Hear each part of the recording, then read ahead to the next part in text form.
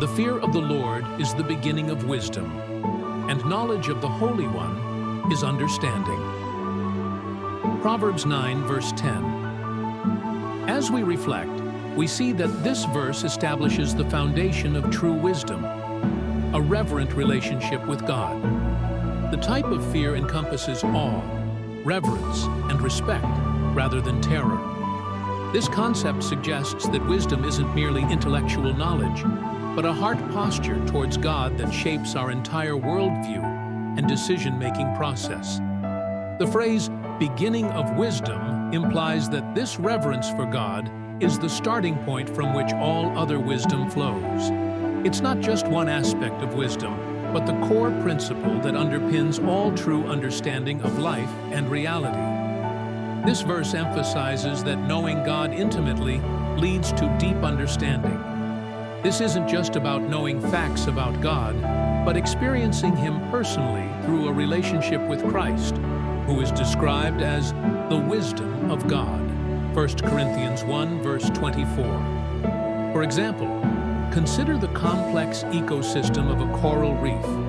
At first glance, it might appear to be just a collection of colorful fish and strange formations. But as marine biologists study these systems, they discover intricate relationships between species, delicate balances of pH and temperature, and complex life cycles that all work together to sustain this underwater world. Similarly, true wisdom allows us to see beyond the surface of life, recognizing the deeper spiritual realities and interconnections that shape our existence. Just as understanding a coral reef requires both broad knowledge and intimate observation, true wisdom comes from both reverent awe of God's greatness and close personal knowledge of His character. Here are a few practical ways you can connect with this passage and apply it to your life. Each day this week, spend 10 minutes in silent contemplation of God's character. Focus on a different attribute each day, such as His omniscience, omnipotence, love, justice. Journal about how truly grasping this attribute might change your perspective on current situations in your life. Or perhaps review significant decisions you've made in the past month. For each, reflect on whether you approached it with reverence for God. How might the outcomes have differed if you had more consciously sought God's wisdom? Create a new decision-making framework based on this reflection. Another and very practical way to apply this verse is to choose 3 key relationships in your life.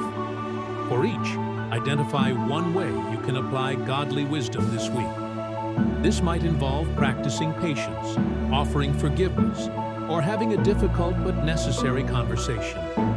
Any or all of these practical ideas can help you deepen in your appreciation of the fear of the Lord being the path to wisdom. Pray with me. Holy God, I stand in awe of your infinite wisdom and perfect knowledge. Forgive me for the times I've relied solely on my own understanding or the world's wisdom. Cultivate in me a deep reverence for you that permeates every aspect of my life. Open my eyes to see beyond the surface of circumstances to the deeper spiritual realities you're working in and through them. May my relationship with Christ, the embodiment of your wisdom, continually deepen my understanding of your ways. Grant me the humility to acknowledge the limits of my own wisdom and the faith to trust in yours, even when it seems counterintuitive. Let my life be a testament to the transformative power of your wisdom, drawing others to seek you as the source of true understanding.